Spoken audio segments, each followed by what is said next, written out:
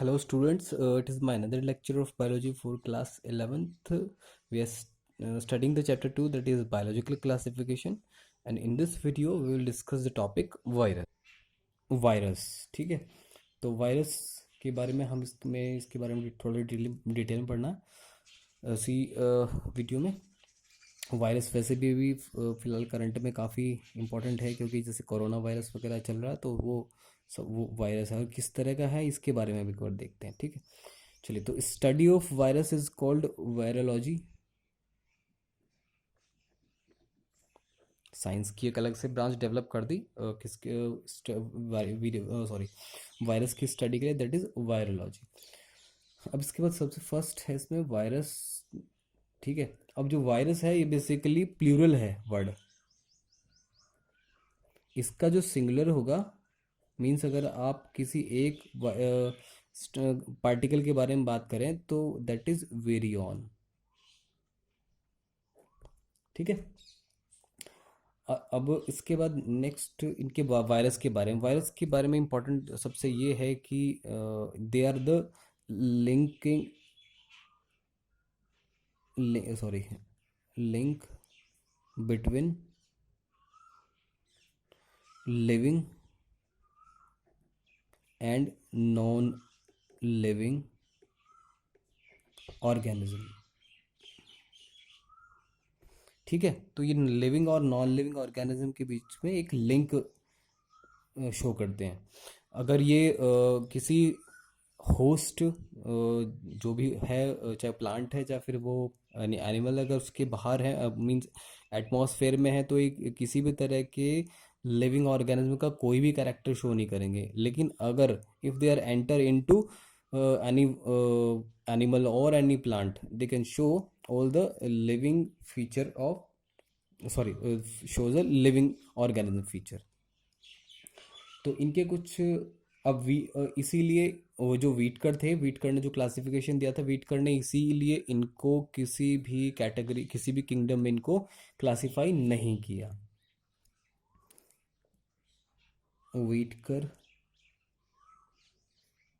Not classify in any kingdom,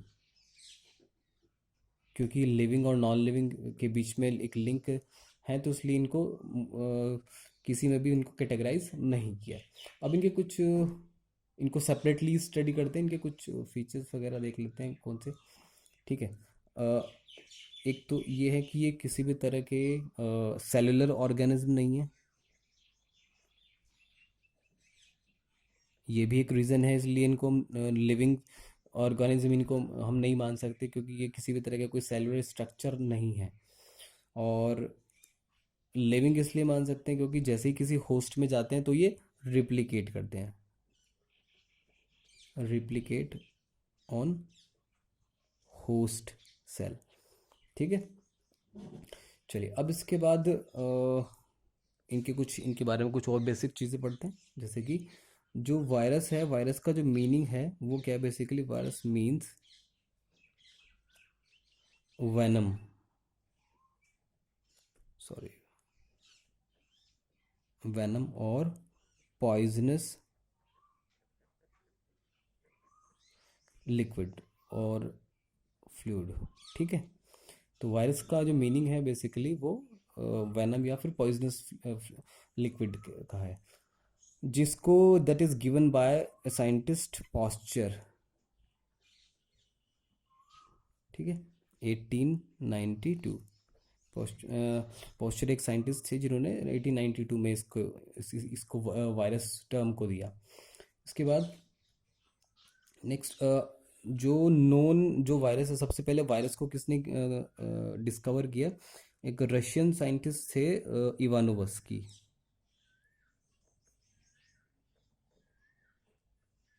ठीक है, Ivanovsky discovered the tobacco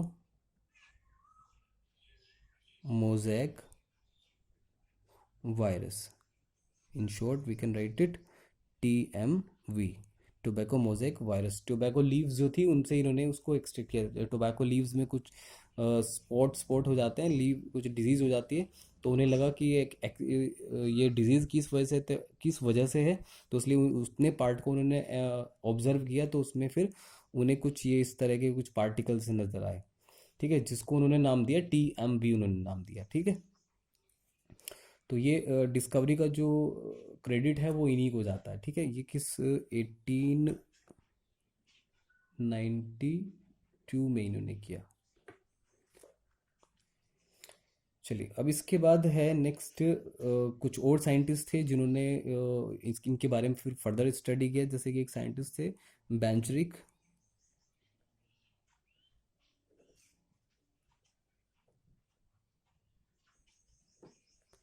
1898 में इन्होंने क्या किया कि जो इन्फेक्टेड जो लीव्स हैं, अगर उनको उनका एक्सट्रैक्ट अगर निकाल लें, ठीक है, उसको फिर आप फिल्टर पेपर वगैरह से, ठीक है, उनको आप फिल्टर आउट कर लें, और उसके बाद अगर किसी जो हेल्दी लीव्स हैं अगर उनके ऊपर अप्लाई करें तो भी डिजीज़ हो जाएगी। ठीक है, तो इससे उन्होंने बताया कि जो भी वायरस हैं जो हैं वो इतने छोटे हैं कि वो फिल्टर को भी पार कर जाते हैं, that can easily permeable to filter. Okay, can affect after filter out. ठीक है, फिल्टर होने के बाद भी फिल्टर से बाहर निकल आते हैं। अब इसके एक और साइंटिस्ट थे, WM स्टैनले। इन्होंने क्या किया, 1935 में इनको सबसे पहले वायरस को क्रिस्टलाइज किया इन्होंने,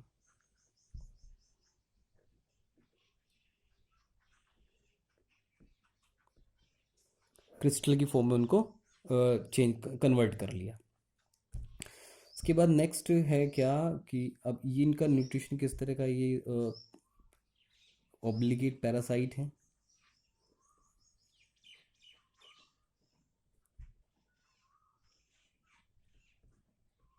ठीक है, इनका साइज अगर हम देखें तो साइज कितना है इनका, बहुत, they are very small in size, about 5 milli micron to 200 milli micron, इतने बहुत छोटे हैं। ठीक है, अब इसके बाद नेक्स्ट इनका स्ट्रक्चर देख लें एक बार किस तरह का है, कि एक तो एग्जांपल इसमें हम ले लेंगे, उनके थ्रू समझ लेंगे किस तरह का स्ट्रक्चर इनमें। तो बेसिकली जो अभी जैसे मैंने ऊपर बताया था कि सिंगल जो इनका पार्टिकल है उसे विरियोन कह रहे हैं। ठीक है, अब उसके जो इसमें आपको बेसिकली टू पार्ट्स मिलेंगे इसमें। फर्स्ट कौन सा होगा, जो इनकी आउटर कवरिंग होगी, एक that is capsid, that is made up of protein,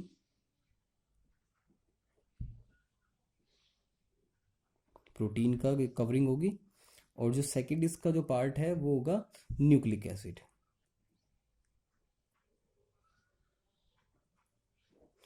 तो फर्स्ट कैप्सिड और सेकंड न्यूक्लिक एसिड।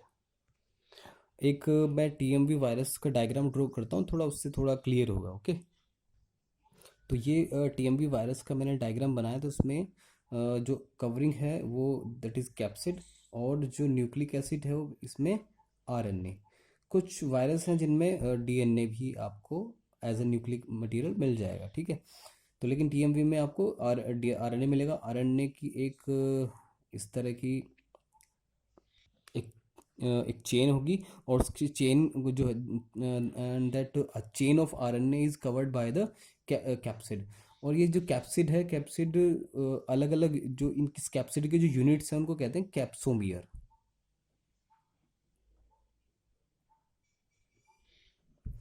ठीक है, ये जो सिंगल जो यूनिट है उसको इनको कैप्सिड कह रहे हैं। चलिए, अब इसके बाद जो न्यूक्लिक एसिड हमने देख लिया, कुछ में DNA है, कुछ में RNA, मोस्टली में तो RNA ही मिलेगा, DNA भी बहुत रेयरली मिलेगा। लेकिन जो जेनेटिक मटेरियल है वो भी अलग अलग तरह का हो सकता है। ठीक है, किस तरह टाइप ऑफ जेनेटिक मटेरियल।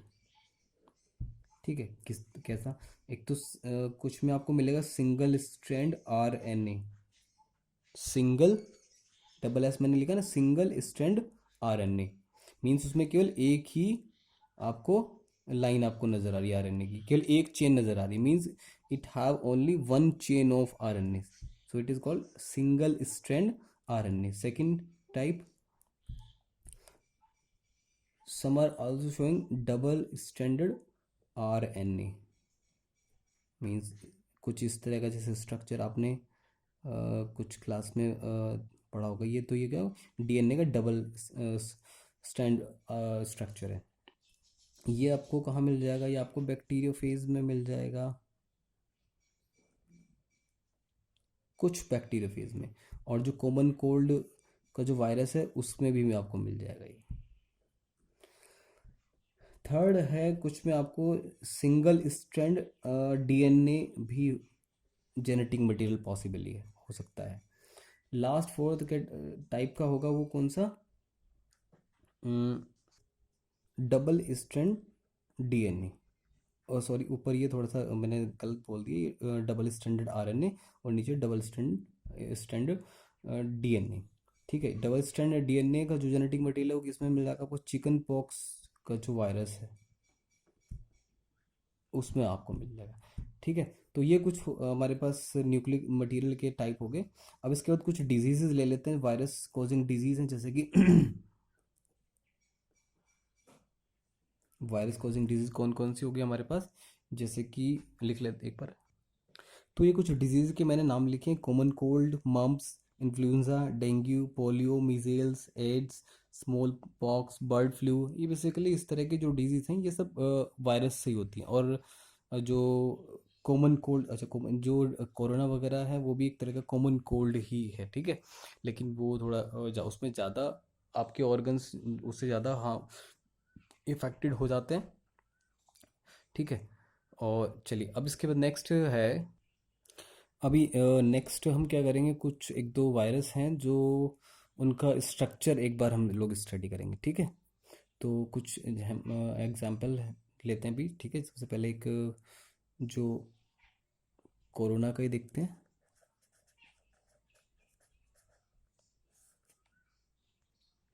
तो ये कुछ मैंने डायग्राम ड्रॉ किए हैं, कोरोना में अगर आप देखेंगे तो कुछ इस तरह का राउंड शेप का स्ट्रक्चर नज़र आएगा। इसका जो नेम है कोरोना, कोरोना का नेम इसलिए है क्योंकि इसमें जो स्पाइक्स जो नज़र आ रहे हैं वो क्राउन शेप के हैं, इसलिए इसको कोरोना नेम इसको दिया गया है, ठीक है। तो आउटर कब एक स्पाइक्स हैं, ठीक है, जिनकी हेल्प से वो किसी होस्ट के साथ इजीली स्टिक हो जाता है। इसके बाद एक प्रोटीन की कवरिंग नज़र आ रही है, जिसे प्रोटीन एनवेलप जिसे कह रहे हैं, और फिर सेंटर में न्यूक्लिक मटेरियल जो कि आरएनए प्रेजेंट है, ठीक है। इसके बाद दूसरा मैंने डायग्राम बनाया, फिर ये बैक्टीरियोफेज का मैंने बनाया। बैक्टीरियोफेज ये किस तरह का टेडपोल शेप का है, ठीक है। इसमें जो है एक हेड पार्ट है, फिर और एक ये कॉलर है, और एक ये टेल पार्ट, टेल पार्ट है, और टेल से जो है कुछ स्ट्रक्चर फाइबर्स जैसे निकले होते हैं जिन्हें टेल फाइबर इनको कह रहे हैं, ठीक है। इसकी इंपॉर्टेंट बात ये है भाई, बहुत ज़्यादा इंपॉर्टेंट, बैक्टीरियोफेज मीन्स ये that can kill the bacteria. और जो गंगा वाटर जो है ये उसमें मिलता है, that is found in Ganga water. तो गंगा वो की वाटर में मिलता है, उससे फ़ायदा ये है कि ये उसमें वाटर में जितने भी बैक्टीरिया हैं उनको बैक्टीरिया को किल कर देता है, जिसकी वजह से उस वो पानी कभी भी ख़राब नहीं होता, स्पॉयल नहीं होता है, ठीक है। और जो दूसरे वाटर है उसमें कुछ टाइम के बाद बैक्टीरिया के इंक्रीज होने की वजह से फिर वो वाटर ख़राब हो जाता है, उसमें से स्मेल आने लगती है, लेकिन गंगा की वाटर बैक्टीरियोफेज उसको उन बैक्टीरिया को किल कर देते हैं, ठीक है। एक लास्ट हमारे पास ये थर्ड एड्स है, ठीक है, जिसका फुल नेम है एक्वायर्ड इम्यूनो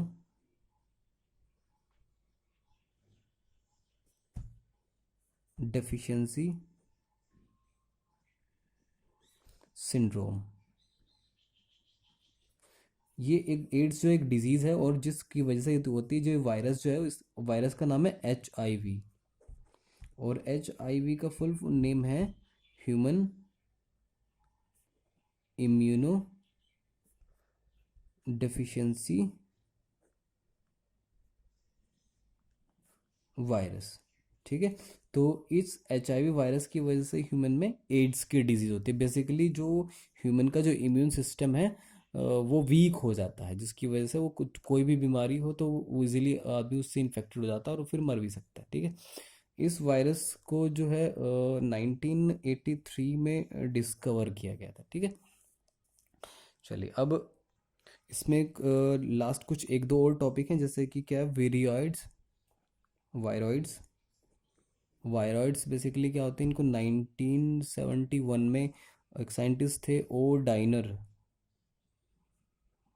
ठीक है, उन्होंने इसको डिस्कवर किया। ये basically smaller than pro virus हैं, ये वायरस से भी छोटे हैं, स्मॉलर देन वायरस, और ये डिजीज कोज कर सकते हैं। और एक और इनमें खास बात ये है कि इनमें प्रोटीन की आपको ये कवरिंग आपको नहीं मिलेगी, प्रोटीन कोट एब्सेंट, केवल सिंपली जो जेनेटिक मटेरियल है वही होगा। RNA के जो न्यूक्लियोटाइड्स हैं केवल वही होते हैं, न्यूक्लियोटाइड्स। ठीक है, जो डिजीज कोज कर सकते हैं। एक है इसमें प्रियोन, नेक्स्ट जो है आपका प्रियोन। ये प्रियोन क्या है, स्पेशल, ये एक तरह के प्रोटीन है, स्मॉल प्रोटीन मॉलिक्यूल। ये जो प्रोटीन मॉलिक्यूल है ये डिजीज कोज कर सकते हैं, कैन कोज डिजीज। एग्जाम्पल इसका सबसे अच्छे काओ मैट डिजीज। कई बार कुछ जो काउज हैं वो अचानक से पागल हो जाती हैं, तो इस वजह से हो जाती है काओ मैट डिजीज। लिस्ट चैप्टर का एक लास्ट टॉपिक है लाइकेन। लाइकेन के बारे में हम पहले भी शायद पढ़ चुके फंजाई में, कि एक सिम्बायोटिक रिलेशनशिप है किसका, एल्गी और फंजाई का। ठीक है, इसमें जो एल्गी जो पार्ट है उसको हम ये ऑटोट्रॉफिक न्यूट्रिशन के थ्रू फूड को, सॉरी मीन्स में ऑटोट्रॉफिक न्यूट्रिशन मिलेगा, और जो फंजाई है उसमें हेटरोट्रॉफिक न्यूट्रिशन मिलेगा। दोनों मिलके ये एल्गी फूड को प्रिपेयर करता है, और प्लस जो फंजाई है वो सॉयल से न्यूट्रिएंट और वाटर को एब्जॉर्ब करता है। तो एल्गल जो पार्ट है इसका उसको हम कहते हैं फाइको